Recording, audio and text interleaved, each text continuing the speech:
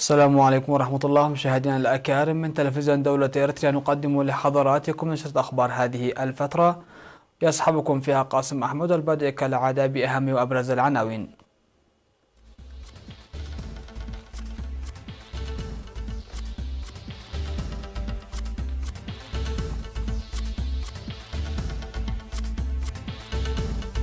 إحياء اليوم العالمي للطفل،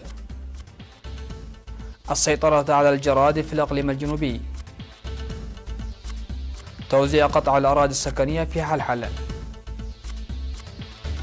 حاملة طائرات أمريكية تعبر مضيق هرمز، سيول وطوكيو تعقدان محادثات أمام منظمة التجارة العالمية، وطالبان تفرج عن رهينتين غربيين في تبادل الأسرى مع الحكومة الأفغانية.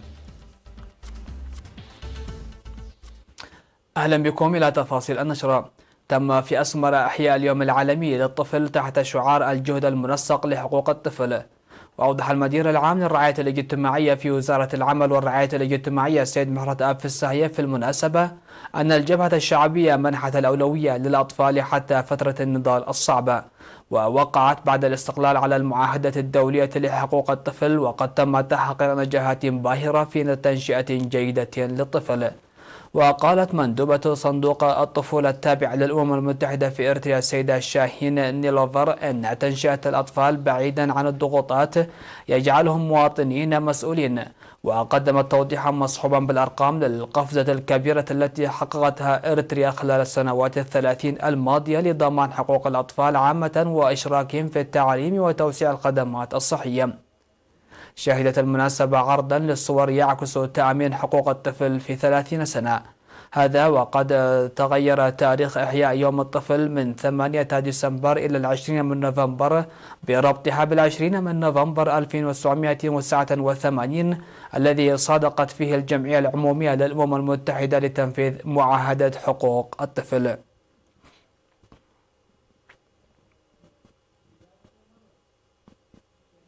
أعلن مكتب وزارة الزراعة في الإقليم الجنوبي السيطرة على الجراد الذي ظهر في بعض مناطق محدودة بمديريات صرونا وعد قيح وسجنيتي وميعيني وصنعاء قبل إحداث أضرار بالمزارع والمراعي.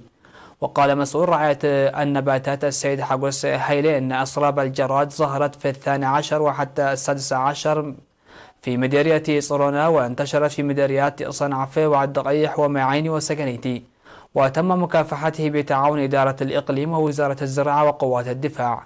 وأفاد أن الاستعدادات المسبقة وتجهيز المبيدات مكنت من إبادة الجراد قبل إحداثه الأضرار بالمزارع، ويجب القيام بالمتابعة والمراقبة اللازمة لعدم إبادة الجراد في دولة إثيوبيا المجاورة. وأشار إلى أن المعلومات العاجلة التي قدمها المواطنون مع أعضاء قوات الدفاع أسهم للسيطرة السريعة على الجراد. وقال مدير مديرية صرونا السيد إيوب تسفى ميكائيل إن المتابعة الجادة للسكان كان لها دور مهم لإبادة الجراد، مشيدا بتفاني قوات الدفاع وخبراء الزراعة.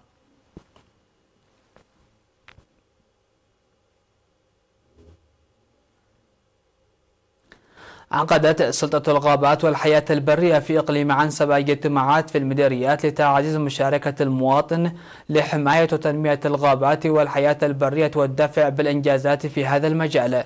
وأوضحت اللقاءات التي بدأت من الأسبوع الثاني من شهر نوفمبر الجاري أساليب حماية الأشجار وأضرار اقتلاعها وجهود الحد من الاقتلاع. وقال مسؤول سلطة الغابات والحياة البرية في إقليم عنسبة سيد دبساي والداي إن ظاهرة القطع الجائر للأشجار قلت لاتخاذ خطوات صارمة بالتعاون مع الشركاء باتباع الإجراءات الجديدة عام 2019. وذكر بأن الأسباب الرئيسية لقطع الأشجار هي الاستخدام التجاري والوقود وبناء المنازل، داعيا القرى القيام بدورها للحد من قطع الأشجار. ودعا المشاركون في الاجتماعات لتقوية الإجراءات العقابية المتخذة منذ شهر يناير 2019 وضمان استمراريتها.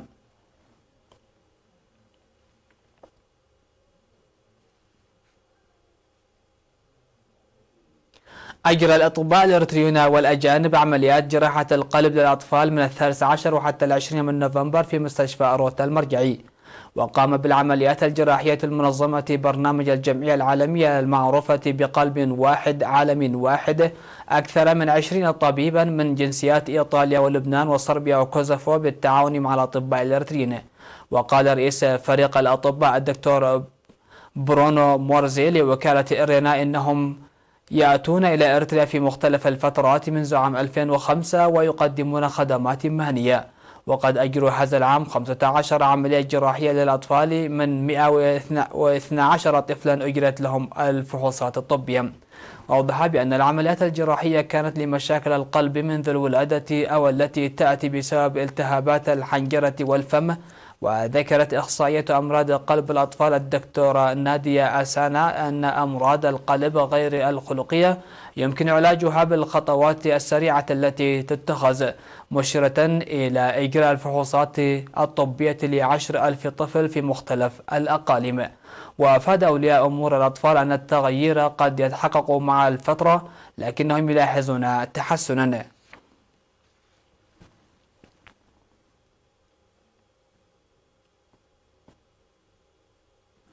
قدمت قطع الأراضي السكنية في بلدة حلحل منتصف هذا الشهر بعد إعداد الخطة السكنية الجزئية ل580 مواطن من الداخل والمهجر بعد إيفاء كافة المتطلبات. وقال مدير بلدة حلحل السيد قرماسيون أبرهة إن قطع الأراضي السكنية كانت قد وزعت قبل 13 عاما، وأجرى التوزيع الجديد بعد إكمال 50% من الخريطة السكنية. وأوضح السكان بأن العملية رغم تأخرها ستساعد لنماء وتطور بلدة حلحل. وبلغ مساحة قطع الأراضي المقدمة 300 متر مربع.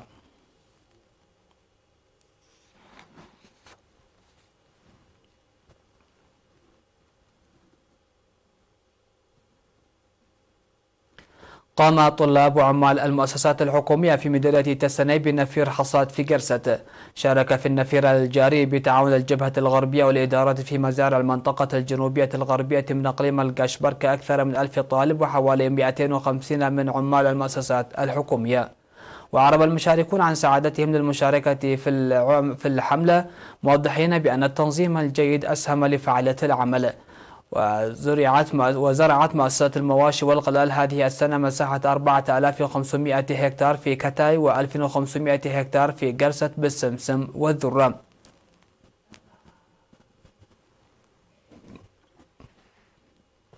مشاهدينا، نشرتنا لا زالت مستمرة معكم من الفضائية الإريترية، لكن بعد الفاصل فتفضلوا بالبقاء معنا.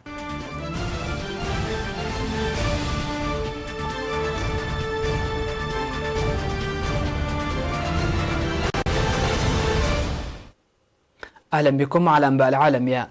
قال مسؤولون أمريكيون لرويترز أن حاملة الطائرات أبراهام لينكولن والمجموعة القتالية المرافقة لها عبرت مضيق هرمز الحيوي وسط تصاعد حدة التوتر بين إيران والولايات المتحدة. وتصاعد التوتر في الخليج منذ شن هجمات على ناقلات نفط هذا الصيف، بعضها قبالة الساحل الإمارات، وهجوم كبير على مرافق نفطية في السعودية. واتهمت واشنطن إيران بأنها وراء هذه الهجمات، لكن طهران تنفي ذلك. وقال القائد المشرف على قوات البحرية الأمريكية في الشرق الأوسط لرويترز في مايو إنه سيرسل حاملة الطائرات لتمر عبر مضيق هرمز إذا اقتضت الضرورة ذلك. وقالت البحرية الأمريكية في بيان أن حاملة الطائرات مرت عبر مضيق هرمز في الخليج، ويمر نحو خمس إنتاج العالم من النفط عبر المضيق. ونشرت الولايات المتحدة آلافا إضافية من القوات العسكرية في الشرق الأوسط، منهم أفراد الدفاع الجوي، فضلا عن قاذفات قنابل بهدف الردع في مواجهة ما تصفه واشنطن بتصرفات إيران الاستفزازية.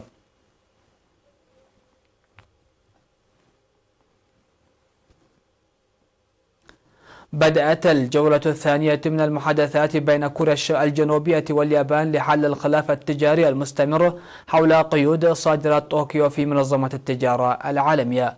ووصل أعضاء الوفدين الكوري والياباني إلى مقر منظمة التجارة العالمية في جنيف السويسرية. تأتي الجولة الثانية من المحادثات بعد الجولة الأولى المنعقدة يوم 11 من الشهر الماضي، والتي تأكد فيها الجانبان أنه ما زال هناك اختلافات في أوجه النظر حول الخلاف التجاري المستمر. ومن المتوقع أن يطالب الجانبان الكوري بإرساء لجنة تسوية النزاعات التابعة لمنظمة التجارة العالمية إذا لم يتوصل البلدان إلى اتفاق خلال المحادثات الجارية.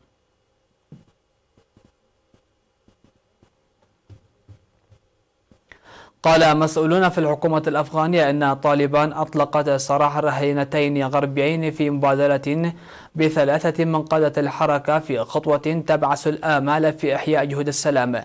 وكان طالبان قد اختطفت الأمريكي كيفن كينغ والأسترالي تيموثي ويكبز عام 2016 من أمام الجامعة الأمريكية في أفغانستان في كابول التي كانا يحاضران فيها. ويعتبر قرار الحكومة الأفغانية المدعومة من الولايات المتحدة تنفيذ المبادلة عاملا مهما في ضمان إجراء محادثات مباشرة بينها وبين الحركة التي ترفض إلى الآن التعامل مع نظام تصفه بأنه دمية وغير شرعي. وفي السنوات الأخيرة نفذت حركة حقاني هجمات واسعة النطاق على مدنيين أفغان. ويعتقد أن الحركة تتخذ من باكستان مقرا لها على الرغم من أنها جزء من حركة طالبان الأفغانية.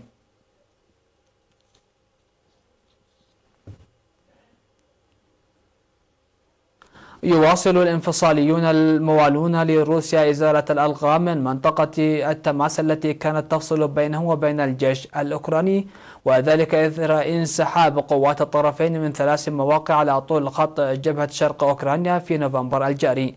وكان خبيران أوكرانيان في نزع الألغام لقيا مصرعهما، وأصيب 4 آخرون السبت الماضي حين انفجر مخزن للذخائر في قاعدة عسكرية ببلدة بلاكليا الغربية من المنطقة التي يسيطر عليها الانفصاليون الموالون لروسيا شرق البلاد.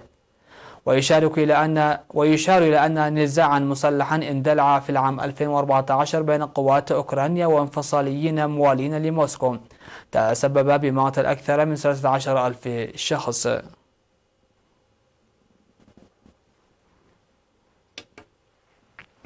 مشاهدينا الأكارم، هكذا انتهت النشرة. شكرا لحسن المتابعة، إلى اللقاء.